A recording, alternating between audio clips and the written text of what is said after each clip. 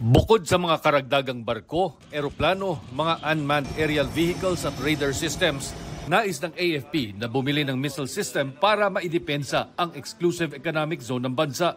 We'll be proposing to our headquarters for the possible inclusion dun sa modernization program of the medium-range capability missile platform that will support yung ating contribution doon sa implementation ng CADC. Malayo pa lang sa lupa, dapat nag-start na yung defense.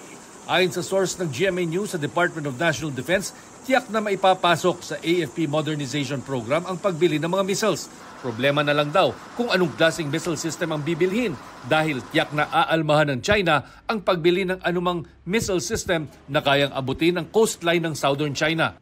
Isa sa mga posibleng platforms na tinitingnan ay ang Typhoon Missile Launcher System ng US na ilang beses nang ginamit sa pagsasanay ng US at Pilipinas at nananatiling nakadeploy sa Northern Luzon. Sa isang pahayag, nagbabala ang China na posibleng pag-ugatan ng anilay arms race sakaling bilhin ng Pilipinas ang Typhoon Missile System ng US. Ang kailangan daw ng rehiyon ay kapayapaan at kaunlaran, hindi gulo o armas. Muli raw nilang hinihikayat ang Pilipinas na tuparin ang ipinangakong alisin ang Typhoon Missile System at itama ang pagkakamali.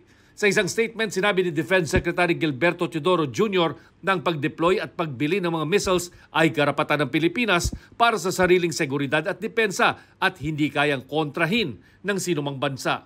Kung nais raw talaga ng China na pahupay ng tensyon sa rehiyon, dapat itigil nito ang mga pagbabanta, panggigipit, pangingialam at alisin ang kanilang mga barko mula sa EEZ ng Pilipinas.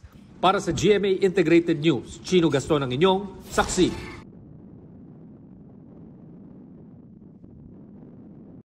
Mga kapuso, maging una sa saksi. Mag-subscribe sa GMA Integrated News sa YouTube para sa iba't ibang balita.